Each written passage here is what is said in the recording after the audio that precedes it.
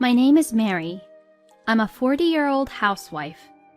My husband, Tom, is 35 years old and we are married for 5 years now. We have been living happily with just the two of us. My mother died very early, and since then, my father has raised me as a single father while he was a full-time worker.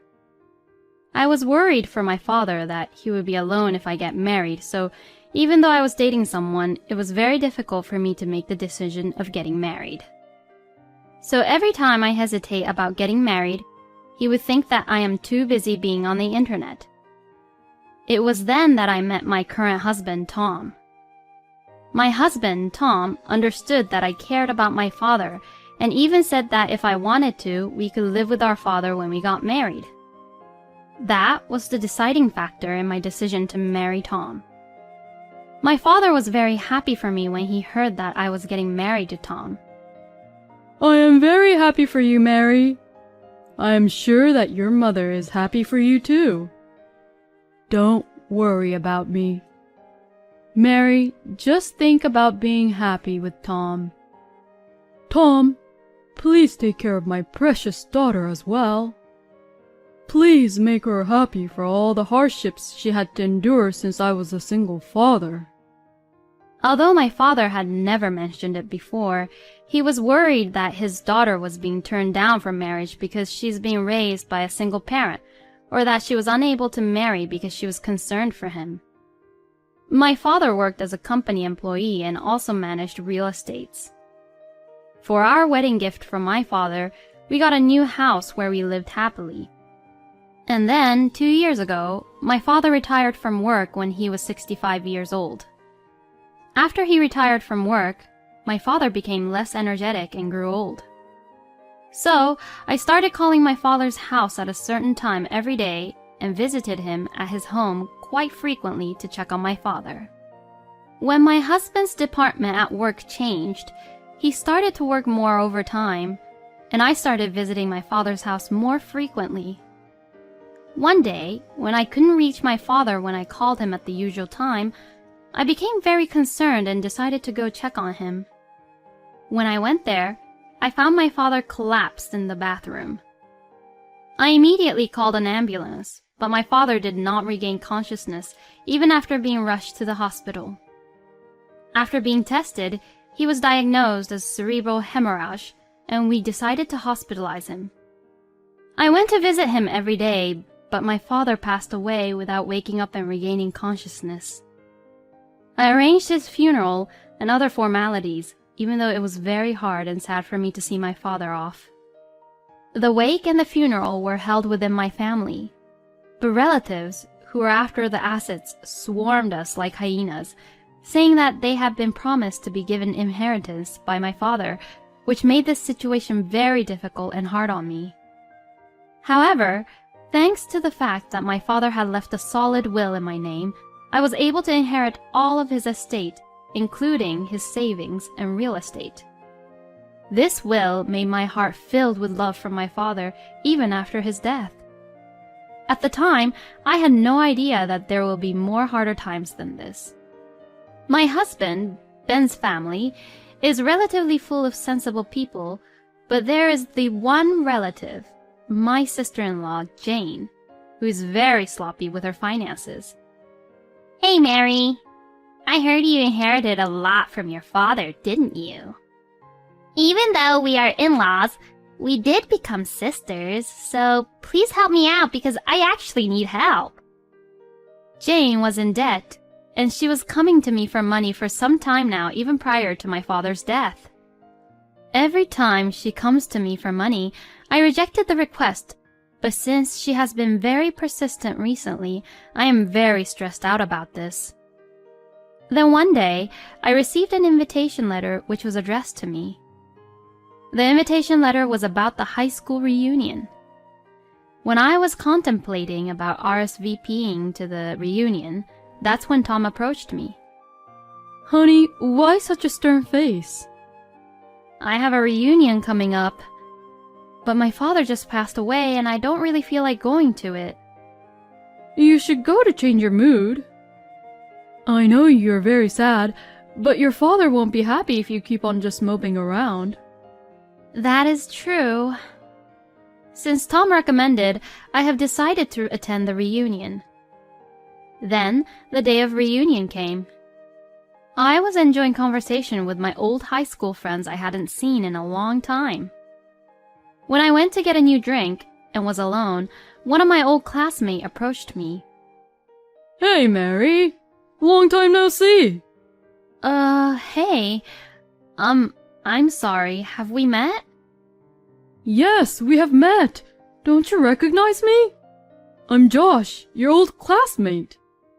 Even when he told me his name, I still couldn't remember him, but he seems to definitely remember me. Why don't we catch up? When I didn't know what to do, Mary, what's going on? Did you get my Coke? Jessica questioned me. Thanks to her, I said, "Sorry, my friend is waiting on me, so I should go." And I was able to leave him behind. When I returned, Jessica looked worried. Hey, Mary, is everything okay? Did he say or do something to you? We were just talking a little bit. He said he was Josh, but I don't recall any Josh. Do you know him? Yeah, he's that preppy guy who was the captain of our basketball team. He was the heartthrob who was very athletic and was good looking. Oh yeah. Since he changed his hairstyle and we didn't have anything in common back then, I didn't notice him. You better watch out for him. He's still known to be fooling around. Since he has been checking you out today, maybe he caught your attention. No way. I am married now and I don't look like his type to fool around. Even though I scoffed off what Jessica was telling me, Josh kept on trying to talk to me. So every time Josh would get close, I would try to talk and look busy with other people, but when the reunion was about to end, he got the chance to talk to me. Mary, are you trying to avoid me? If you are, I am hurt. Or are you trying to play hard to get with me? Oh, please. I'm not trying to play hard to get. You shouldn't be mad. I'm just playing with you. What are you talking about? I am happily married. There are plenty of people who still have fun, even if they're married. You know what? To tell you the truth, I actually liked you for a very long time, Mary. Since we have a lot to catch up, why don't we just have a drink after this? No way. If you want to drink, why don't you go to the after party with everyone for it? I was able to cut him off and catch a taxi to return home. I thought I will never see Josh ever again. However, more outrageous situation was awaiting for me after this. The next day, when I was working at the diner for my part-time job, a man I have seen before has entered the diner. I got a glass of water to wait on him when I realized it was Josh who came to the diner. What are you doing here? Wow, what a coincidence. I am very lucky to see you here, Mary. Are you kidding me? Who did you find out from that I was working here? First, can you get my order? I would like to have 1 cup of coffee. I reluctantly took the order and served him his coffee. After finishing this coffee, just leave.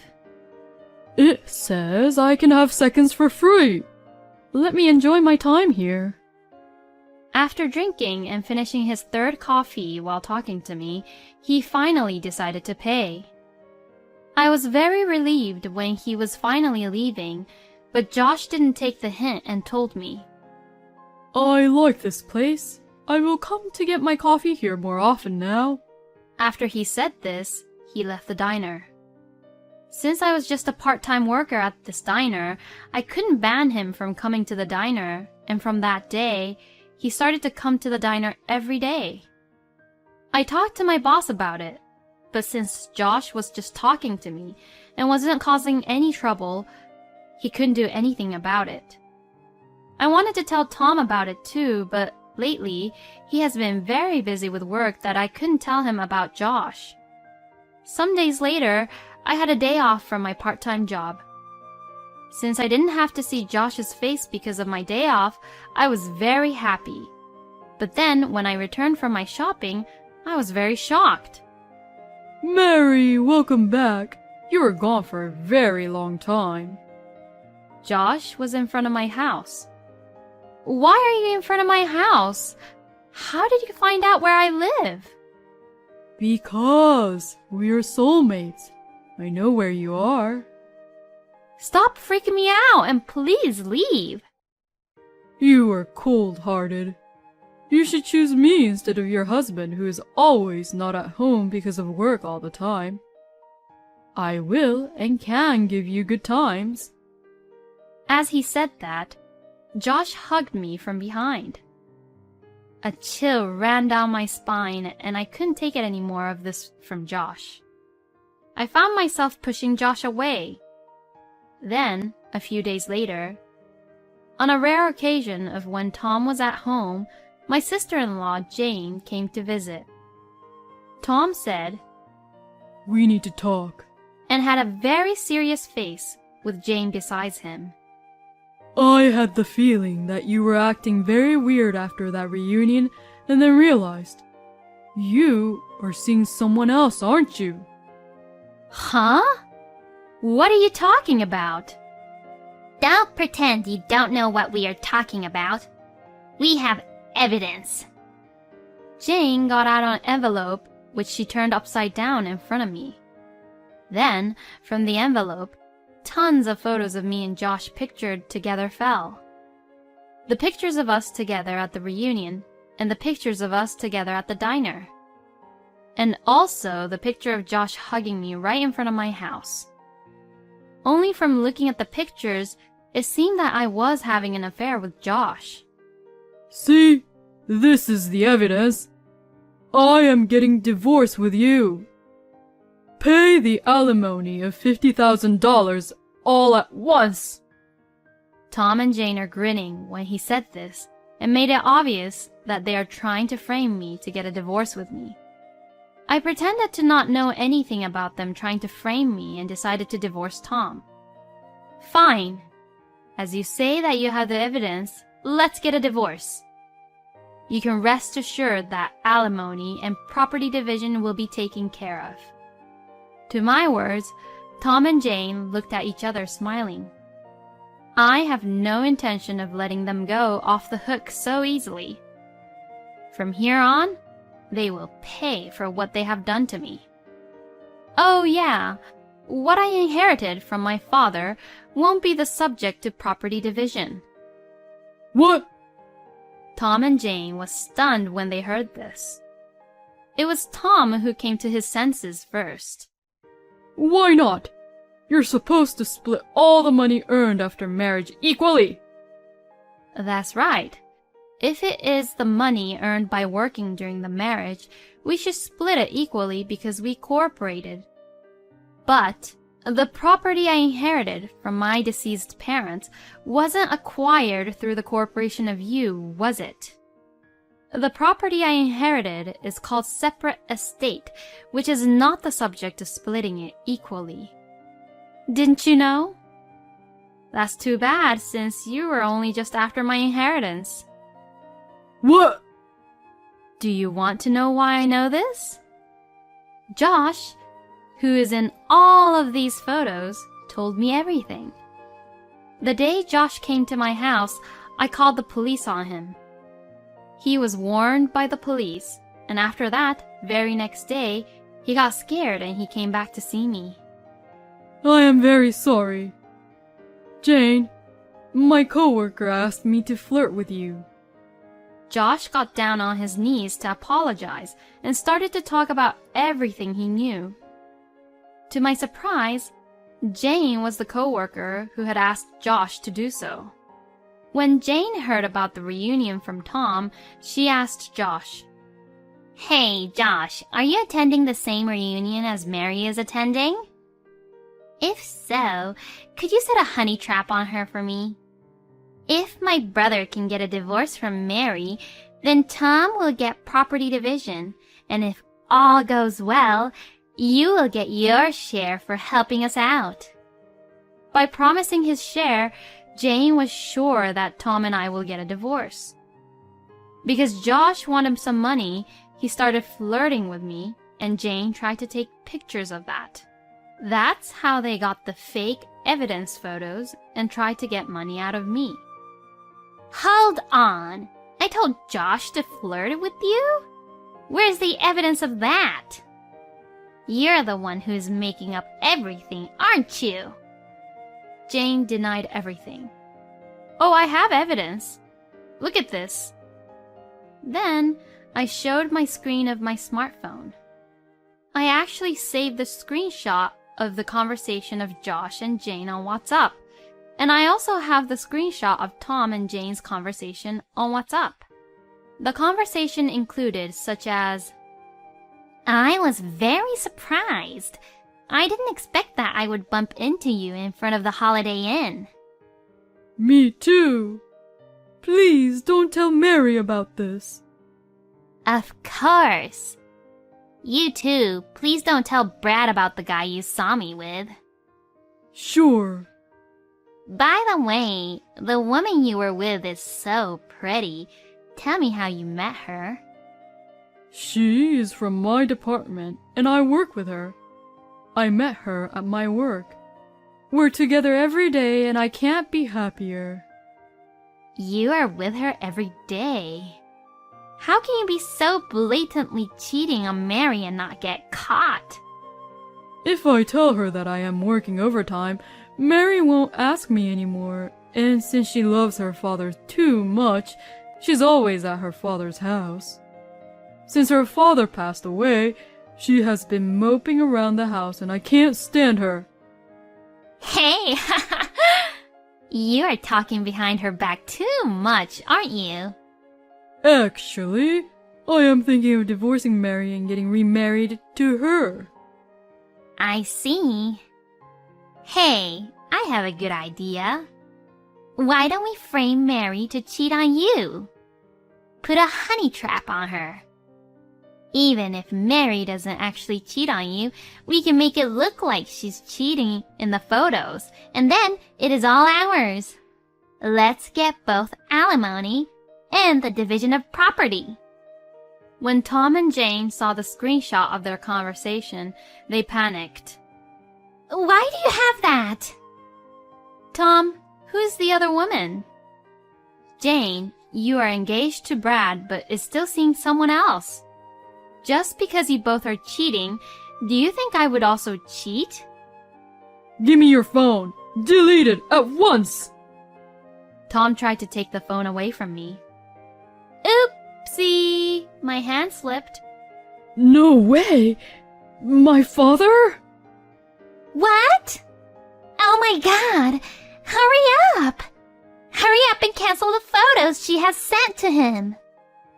They were both rushing, trying to cancel what I have sent to the father-in-law, but before they could do so, my father-in-law saw and read what I have sent. When Tom and Jane found out that I accidentally sent the screenshots to their father, they turned pale. Then right after that, my father-in-law, Ben, has called me on my phone. Tom, it's your fault, so you should pick up the phone. No way, Jane. You're the one who came up with this plan, so you should take the responsibility and pick up the phone. Tom and Jane was pushing the phone around between them. In the end, Jane said, You should do something about it, and returned my phone to me. I picked up the phone and explained everything to Ben. That evening, a family meeting was to be held at Ben's house. Of course, Tom and Jane was scolded and punished by their parents. Both of you cheated, and trying to blame your wife for cheating when she didn't. I can't believe this. I am very embarrassed by you two. We owe Mary's father a debt of gratitude for all the help he gave us all of the years we needed. How dare you repay that favor by doing such horrible things? My mother-in-law, who is usually very calm, is looking at her children like as if they are pieces of filth, and Ben was just very angry with them. In fact, my father and my father-in-law had a long business relationship, and my father always helped Ben when he was in trouble. Ben turned to me and bowed deeply. Mary, I apologize for my children for causing you such trouble. I have no words to express how sorry we are. Since Ben urged me into it, I decided to file a claim for alimony to Jane, Tom, and Josh. However, even though we were still discussing divorce and alimony, my husband packed his bags and left, and wasn't able to reach him by phone.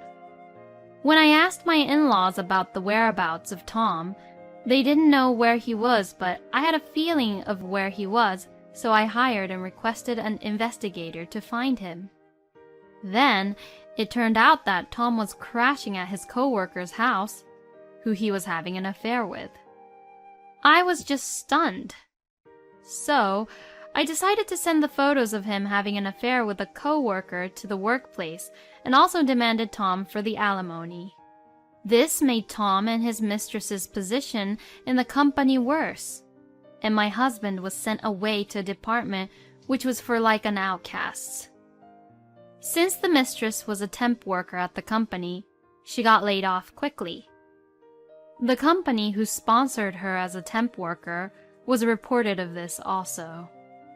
While having Tom being investigated, I also investigated about Jane and found out that she was seeing not one, but 2 other men. I told this to Brad, Jane's fiancé, and his family, so they filed her for her unfaithfulness. Of course, Brad and Jane is not engaged anymore. Brad requested for alimony from Jane. After that, Tom and Jane were so distressed that they cried to their parents, but they did not help them and just disowned them. When Tom and Jane just tried to frame me, they didn't expect that things will take wrong turns for them. And thanks to my lawyer, I was able to finalize my divorce. While I felt that it was finally over, I also realized that now that my father had passed away, I was now alone.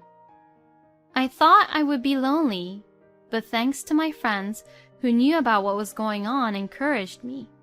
And thanks to my former in-laws who cared and took care of me, I am surprisingly having a good time.